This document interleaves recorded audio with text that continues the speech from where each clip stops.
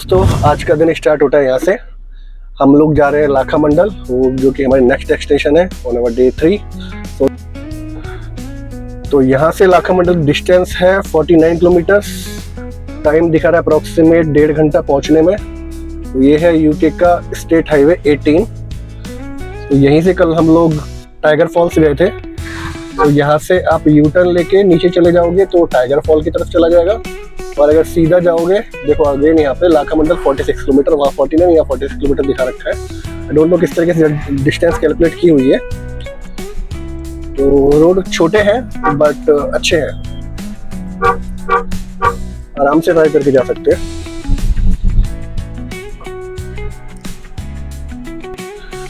हम लोग इस रास्ते पे जा रहे थे तो हमें दिखा एक बहुत ब्यूटीफुल सेटअप। तो यहाँ पे दो इग्लू बने हुए हैं, मार्मिक को पता है यार, 2 इग्लू टेंट बने हुए हैं। काफी अच्छा व्यू है वहां से। इन्होंने यहाँ से सीढ़ियां बनाई हुई है नाइट स्टे के लिए। नीचे एक गार्डन भी है, 3 या 4 हट्स बनाई हुई है, 2 इग्लू टेंट है जिनके सामने का व्यू बहुत शानदार है। उनके सामने उन्होंने लाइक ग्लास टाइप लगाया हुआ है जिससे कि आप सोए इन हसीन वादियों में इन्हीं व्यूज के साथ। ये देखिए ये आ गया, यहाँ सामने ही वाटर सोर्स है।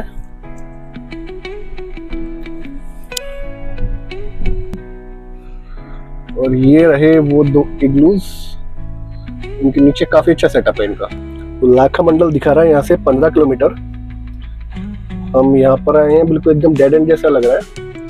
इधर नीचे छोटा कट कट रहा है जहाँ पर लाखा मंडल 16 किलोमीटर दिखा रहा है, मतलब नीचे की तरफ है लाखा मंडल, ऊपर की तरफ नहीं है। ऊपर गोरा घाटी, लावड़ी मानथात मार्ग, उस पे नहीं जाना है, नीचे जाना है। वो एक्चुअली मेन रोड जैसा लगता है, ये थोड़ा टूटा फूटा है, बट ये रास्ता है मेन लाखा मंडल के लिए। रास्ता थोड़ा ऑफ रोड टाइप का लग रहा है, बट ग्रीन भी है यहाँ पर, वो शायद इसलिए कि यहाँ पे धूप कम आती है। थोड़ा भी काफी टूटा फूटा रास्ता है ये, ऑफ रोड जैसा। लाखा मंडल बचा है अब सिर्फ 1.3 किलोमीटर, 4 मिनट का रास्ता है। रास्ता बहुत ही ज्यादा ऑफ रोड था, पूरा खराब रास्ता था, सिंगल लेन था और साथ में पूरा ऑफ रोड था, पूरा कंक्रीट वाला। अब यहाँ पर हमें दिखा है प्राचीन मंदिर व अवशेष लाखा मंडल, जो ASI archaeological survey of India ने इसको सेव किया हुआ है। इसमें जो भी इमेजेस हैं उन सारी इमेजेस को, तो अब हम लोग जाएंगे वहाँ और जाके देखेंगे मंदिर और क्या क्या मिलता है वहाँ पर। बने रहिए हमारे साथ। लेकिन ये पूरा एक सिटी टाइप है। रास्ता हालांकि टूटा हुआ था, खराब था, लेकिन था बहुत सुंदर, पूरा ग्रीन, और साथ में उसमें पूरे में खेत ही खेत, सीढ़ी नुमा खेत, तलहटी में खेत, काफी सारे थे, पूरे गांव बसे हुए थे। यहाँ पर देखो अब हम पहुंचने वाले हैं लाखा मंडल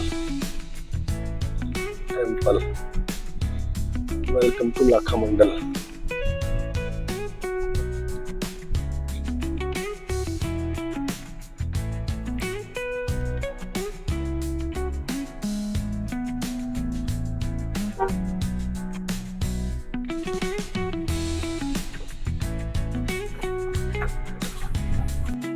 तो हम लोग आ गए अब लाखा मंडल टेम्पल, अभी भी पहुंचे हैं यहाँ पे।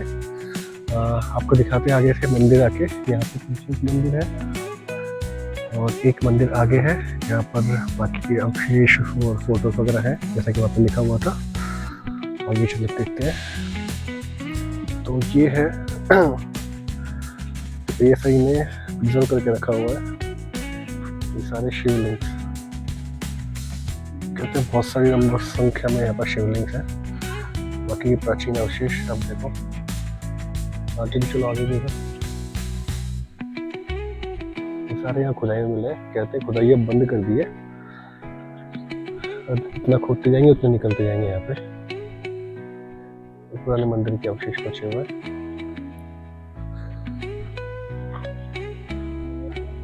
ये भी मंदिर का हिस्सा है, चक्र उसे बनाए थे।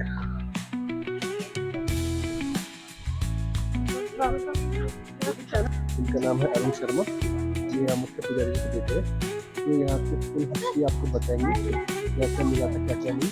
अभी ये पूरा area archaeological survey of India के अंदर में है। इन लोगों ने बहुत सारी चीज़ें यहाँ से निकाली है, काफ़ी सारी खुदाई हुई है। अभी वो खुदाई बंद है। आइए हिस्ट्री के बारे में जानते हैं यहाँ की। और उनकी बताइए आप हमें इस मंदिर की हिस्ट्री के बारे में, कैसे मंदिर बना, किसने बनवाया, इसके पीछे क्या कारण है, तो इसकी स्ट्रक्चर ऐसी है, ये सब आप बताओ। देखो, सबसे पहले तो देखो ये मंदिर है, इस मंदिर का निर्माण एक नागर शैली में हुआ था। कि कहते हैं कि नागर शैली की एक राजकुमारी थी ऐश्वर्या, तो उसके पति की मृत्यु हो गई थी चंद्रगुप्त मौर्य, तो उसके यादगार में इस मंदिर का निर्माण किया गया था। कि ये 12वीं या 13वीं शताब्दी का बताते हैं। ऐसे इस मंदिर का निर्माण एक नागर शैली में हुआ था। कि जैसे हमारे दादा लोग कहा करते थे कि ये पहले एक जंगल था, तो जंगलों के बीच में एक गाय चूगने आती थी और सीधे मंदिर के अंदर चली जाती थी। अपने एक थन से दूध की धार शिवलिंग में डालती थी, परिक्रमा करके शाम को गाय चली जाती थी।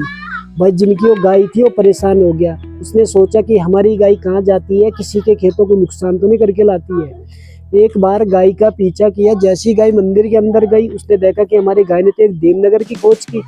उसी टाइम यहाँ पे 3 कास्ट के पंडित लोग बुलाए गए, जिस मंदिर के अंदर 4-4 मंथली पूजा करते हैं। यहाँ पे मन की इच्छा प्राप्त होती है।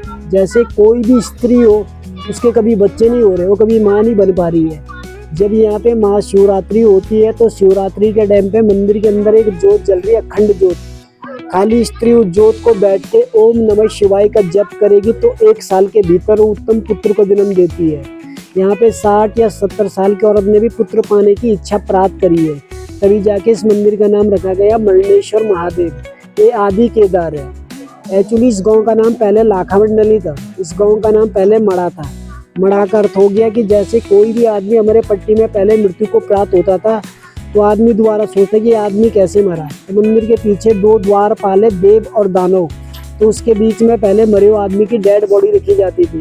जो पुजारी होता था वो गंगा जल या दूध का छिंटा मरे हुए आदमी में मारता था। मरा हुआ व्यक्ति थोड़ी देर के लिए जिंदा हो जाता था और वो अपनी अपनी प्रथा बता देता था कि मेरे को कैसे कैसे मृत्यु आई। ये प्रथा एक टाइम से बंद हुई थी।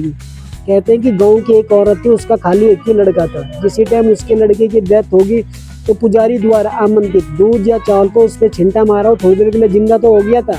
उसके माँ ने उसका हाथ पकड़ लिया था। कि तब से प्रथा इस जगह पे बंद करी गई है। अब पढ़िए, इस गांव का नाम लाखामंडल। लाखामंडल का अर्थ है कि जब पांडवों को एक लाक्ष्य गृह बनाया था, कौरवों ने पांडव महल बनाया था लाक्ष्य गृह, तो लाक्ष्य गृह से तो पांडव लोग बच गए थे। तो लाक्ष्य गृह में एक भीलनी थी, उसके 5 पुत्र लाक्ष्य गृह में घड़े के अंदर पैदा कर रखे थे। यानी भीलनी मतलब हो गया बिल्ली। तो उसके 5 पुत्र जल के राख हो गए थे। तो उन्होंने श्राप दिया था पांडव लोगों को कि जिस स्थान पर आप अज्ञातवास में रहोगे वहाँ पे जाके आपने 1.25 लाख शिवलिंग की स्थापना करनी है। तो 12 साल को पांडवों को वनवास था, 1 साल का अज्ञातवास था। तो अज्ञातवास में पांडवों ने इस देवनगरी में 1.25 लाख शिवलिंग की स्थापना करी और 365 मंदिर इस जगह पे विराजमान किए, तभी जाके इसका नाम लाखामंडल पड़ा। 365 मंदिर है जो अभी दबे हुए, कोई कोई निकले हुए, कोई निकलेंगे। तो यहाँ पे मन की इच्छा भी प्राप्त होती है। यहाँ पे कहते हैं कि यहाँ पे पांडवों द्वारा 4 युगों की शिवलिंग स्थापना है। की जैसे मंदिर वाली शिवलिंग है उसे कहते हैं कि वो सतयुग की शिवलिंग है। ये लाल रंग की है, द्वापर युग की है, हरे रंग की है, त्रेता युग की है, कलयुग की आगे है, जिसमें आप जल चढ़ाओगे तो आपका चेहरा अष्टपदिक शिवलिंग के अंदर दिखाई देगा। उस शिवलिंग का नाम है अद्भुत शिवलिंग किंता हरण महादेव। उस शिवलिंग तब का है कि कहते हैं कि राजा सगर के 60,000 पुत्र थे, तो कपिल मुनि ने उनको श्राप दिया तो सारे भस्म हो गए। तो उनके कुल में भागीरथी जी ने जन्म लिया था। उन्होंने शिव की तपस्या करी, गंगा यमुना को मृत्युलोक में लाया और अपने पितृ देवताओं के लिए सबसे पहले उस शिवलिंग की स्थापना करी थी। वो बाहर वाला है। यहाँ अज्ञातवास में पांडवों ने शिवलिंगों की स्थापना करी थी। ऐसे उसी समय का बताता मंदिर दोबारा बनाया गया है, तो मंदिर पांडवों ने बनाया था। तो पांडवों ने बनाया गया ना, खाली इसकी मरम्मत हुई थी। अच्छा, नागर शैली है। तो इस पे गाय के पैरों के खुर के निशान है। इसके चारों तरफ गाय माता के पैरों के खुर के निशान है, जो कि अभी भी मंदिर में विराजमान है।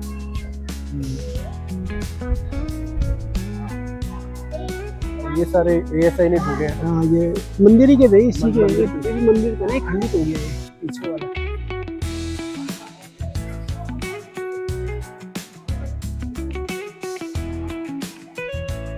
ये दानव जी है, इसके मस्तक में मसान की खोपड़ी है। ये राक्षस है, ये देवता है। इसके हीरे मोती का मुकुट है। और इसी के बीच में मरा हुआ आदमी जिंदा होता था जी। इसके बीच में डेड बॉडी रखते थे, पुजारी द्वारा आमंत्रित दूध या चौल को उस पर चिंता मारते थे, वो थोड़ी देर के लिए जिंदा होता था जी। और अपनी अपनी प्रथा उन्होंने इस जगह पे बनाई कि हमारे साथ ऐसा ऐसा हुआ करता था। जैसे किसी ने अच्छे काम किया तो देवता उसकी डेड बॉडी अपनी तरफ घुमा लेते थे, अगर किसी ने बुरे काम किया तो देवता उसकी काम अपनी तरफ ले लेता। ये धर्मराज युधिष्ठिर लिंग है। ये पीछे पंचलिंग है, 5 पांडवों ने स्थापित की थी है। ये 2007 की खुदाई पे निकला है। कब से बंद कर दिए? ये तो अभी हुई थी, इसकी होती रहती है। पहले 2007 में हुई थी, उसके बाद 2022 में हुई थी। आज ये वाला थोड़ा इलाका कराया था 22 में। सारा खुदाई यही भी खुदाई है, बाहर की भी है। मैंने यही की खुदाई है सारी। आपको मस्त चलो Arun ji, thank you for the information. मिलते हैं आपसे फिर। लोगों से रिक्वेस्ट करते हैं कि आप भी यहाँ हैं और जितने भी शिवलिंग यहाँ पर है उन सबके दर्शन करें। कुछ खंडित है, कुछ खंडित नहीं है। अपनी इच्छाओं की पूर्ति करें, जो भी आपकी मन में इच्छा हो। धन्यवाद। ये यहाँ का म्यूजियम है जिसके अंदर काफ़ी पुरातत्व विभाग ने काफ़ी सारी चीज़ें सेव करके रखी हुई हैं। अंदर कैमरा ले जाना अलाउ नहीं है, इसलिए हम कैमरे को यहीं पे विराम देंगे। देखो ये काली माता है, इसको कहते हैं हैजा की काली। हैजा मतलब पहले एक बीमारी हुआ करती थी, हैजा रोग। उसका कोई इलाज नहीं चलता था, इसी के माता के दर्शन कराते थे, उसका हैजा रोग ठीक होता था जी। ऐसे भी ये पिंड रूप में है, जैसे बद्री पिंड है ऐसे भी हैजा का एक पिंड है। जैसे हमारे बीच में अभी बीमारी आई थी कोरोना, तो हमारे गांव के लोग सारे बाहर ही रहते, तो कोई भी पॉजिटिव नहीं आया था, सारे नॉर्मल ही थे। इतनी रखवाली करती है हमारी, इनको नमन कर लो। हे काली माता, हमारी चिंता को हरण कर लो, तो पूरी चिंता हरण कर लेती है। ये सामने वाली है अद्भुत शिवलिंग चिंता हरण महादेव। इसके मात्र दर्शन करने से सचित्र पाप नष्ट हो जाते हैं।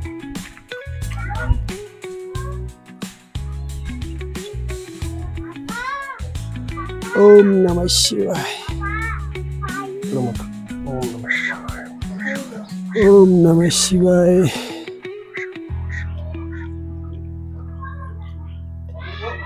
इधर से देखो, इसमें अपना पूरा प्रतिबिंब दिख रहा है, क्योंकि जहाँ पे सूर्य की किरणें ज्यादा जाएगी वहीं पूरा पेज दिखता है अपना। इसी के लिए कह रहा था मैं, ये शिवलिंग है अष्टदल। इसके 8 कोने हैं। जो भी शिवलिंग अष्टदलों के बीच में विराजमान होती है, उसके मात्र दर्शन करने से सचित्र पाप नष्ट हो जाते हैं।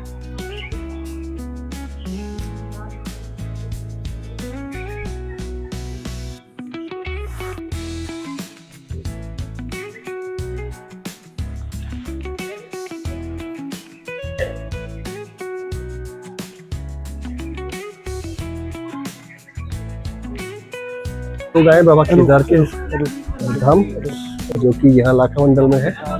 केदारनाथ मंदिर जो लाखा मंडल में स्थित है।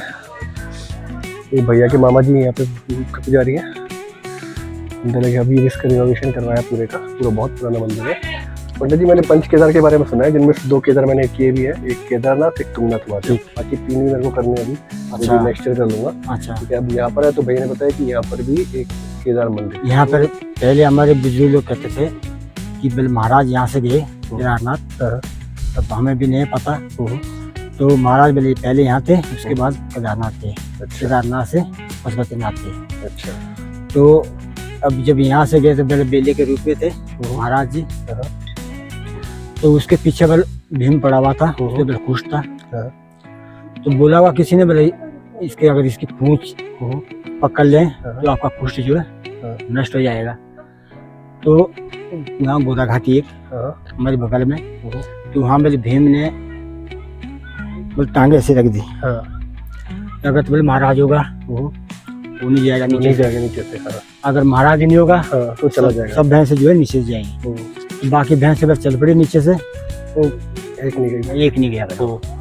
और उसका पीछा किया बोले उसने, तब किया बोले उसका पीछा। वहाँ पुराना मंदिर हमारा वहाँ पे करते हैं। अच्छा। तो वहाँ मेरे एक रात को रुका। अच्छा। तो जब वहाँ रात को रुका तो उसका मुंह, जैसे महाराज का मुंह तो इधर को है, उसका मुंह ऊपर को है, उधर की तरफ। हाँ। तो ऊपर बोले भीम था रोड पे और नीचे बोले महाराज जी थे।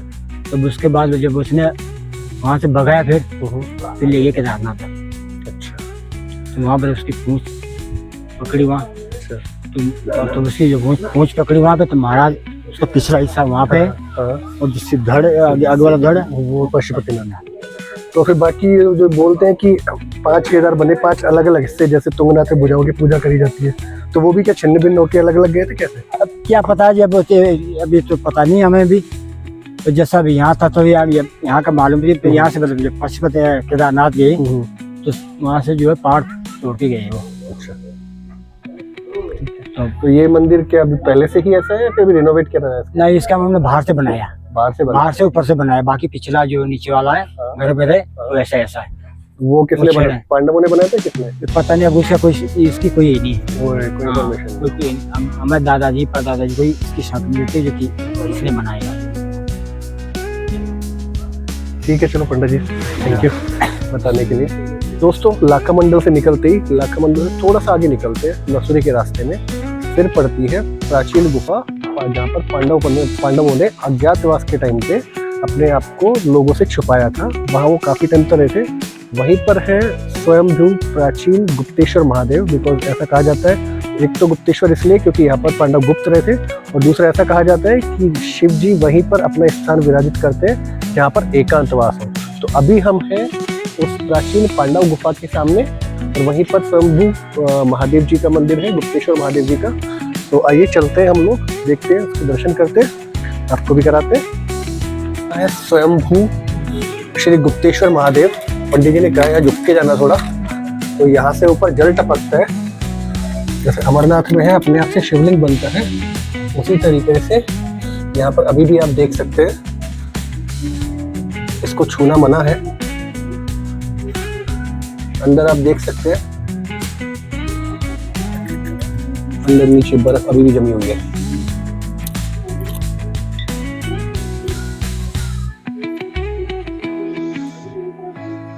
वहां पर जैसा कि यहाँ पे लिखा हुआ है कि यह शिवलिंग स्वयंभू गुप्तेश्वर महादेव जी का है, और साथ में इसी को भगवान कार्तिकेय की जन्मस्थली बोला गया है। ये प्राचीन पांडव गुफा भी है अज्ञातवास के टाइम की। यहाँ पर स्वयंभू शिवलिंग प्रकट है, जो ऊपर से पानी टपकता रहता है और बर्फ से वो शिवलिंग बन जाता है। उसके साथ साथ ये जगह श्री कार्तिकेय जी का जन्मस्थली भी है। सो आप सोच सकते हैं गुफा कितनी प्राचीन है। गुफा अंदर से पूरी काली हो रखी है। पंडित जी से हमने पूछा कि ऐसा क्यों है, तो उन्होंने बोला कि यहाँ पर जब पांडवों ने अज्ञातवास के समय पर रहे थे तो उन्होंने अपने लिए खाना पकाया था, आग जलाई थी, और क्योंकि यहाँ पे सर्दी बहुत होती है, यहीं पर वो बहुत टाइम तक छुपे हुए रहे थे, तो इसीलिए यहाँ पे अंदर काला है। साथ में पहले इसको धुंध गुफा भी बोला जाता था, ऐसा हमें पंडित जी ने बताया। अभी भी यहाँ पे पूजा होती है। द्वार पर हनुमान जी की मूर्ति है, अंदर शिवलिंग है। उसके साथ ही हमने कम से कम 3 या 4 अलग गुफाएं भी देखी, वो शायद छुपने के लिए या फिर थोड़ा गर्मी बढ़ाने के लिए, जिससे गर्मी के अंदर आराम से इंसान सो सके, उसके लिए वो बनाई हुई है। तो ये स्थान हमारे नया था, हमको पता भी था, एक्सपेक्टेड नहीं था कि इतना कुछ होगा अंदर, इतना अच्छा होगा। यहाँ पर मैंने देखा बहुत सारे आर्टिस्ट, लाइक चाइल्ड आर्टिस्ट, बड़े लोगों ने शिव जी की फोटोज बनाकर, पेंटिंग्स बनाकर यहाँ पर चढ़ाई हुई है, और वो इन्होंने यहाँ पे लगाया हुआ है। ये देख के काफी अच्छा लगा कि यंग लोग भी कितने इंटरेस्टेड होते हैं। सीरियसली ऑफ बीट लोकेशन है, हमको भी नहीं पता, इतना एक्सपेक्टेड भी नहीं था कि ये कार्तिकेय जी का जन्म स्थान भी है। तो जान के बहुत अच्छा लगा कि ऐसी चीजें भी अभी एग्जिस्ट करती हैं। तो अब इस जर्नी में आप हमारे साथ आगे चलिए, ठीक है, आगे देखते हैं और क्या क्या हम एक्सप्लोर करते हैं। गुड इवनिंग दोस्तों। So on our day 3 of our new year trip in Uttarakhand, हम लोग आज पहुंचे हैं मसूरी। मसूरी के मॉल रोड से तकरीबन 12-13 किलोमीटर दूर हमने रूम लिया है, क्योंकि मसूरी रोड पर बहुत ज़्यादा भीड़ होती है न्यू ईयर पर। तो यहाँ हमें रूम मिला है the royal arch hotel and restaurants में, जहाँ इनका खुद का रेस्टोरेंट भी है, नीचे इनका होटल है। होटल रूम्स काफ़ी नीट एंड क्लीन है, ऊपर इनका पार्टी एरिया है। So tomorrow on new year वहीं से ये लोग पार्टी ऑर्गेनाइज करेंगे, वहीं से काउंटडाउन होगा। आइए आपको दिखाते हैं पहले कल का हमारा पार्टी हॉल, उसके बाद लेके चलेंगे हमारे रूम में कैसा है हमारा रूम। ब्यूटीफुल सा हमारा न्यू ईयर पार्टी प्लेस, जहाँ चारों तरफ ओपन ग्रीन लश माउंटेन्स है, जो अभी रात के टाइम पे नहीं दिख रहे हैं, बट दिन में काफ़ी अच्छा व्यू होगा यहाँ पर। सो भैया ने बोला है कल यहाँ पर डीजे होगा, खाना होगा, डांस होगा, अच्छा क्राउड होगा। इनका एक और हॉस्टल भी है केम्प्टी वाटरफॉल के पास, वहाँ भी हम लोग देखने जाएंगे। इन्होंने बोला है कि वहाँ पर भी काफ़ी अच्छा माहौल रहता है वाटरफॉल के पास। अब चलते हैं हमारा रूम देखने के लिए। इंटर होते हैं हमारे रूम में, कुछ इस तरीके का रूम है हमारा।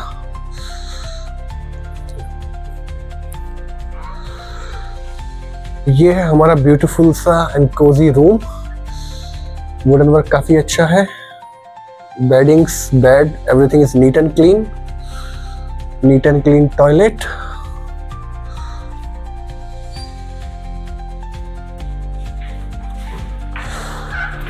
और ये हमारी शानदार सी बालकनी, जहाँ से व्यू बहुत प्यारा है।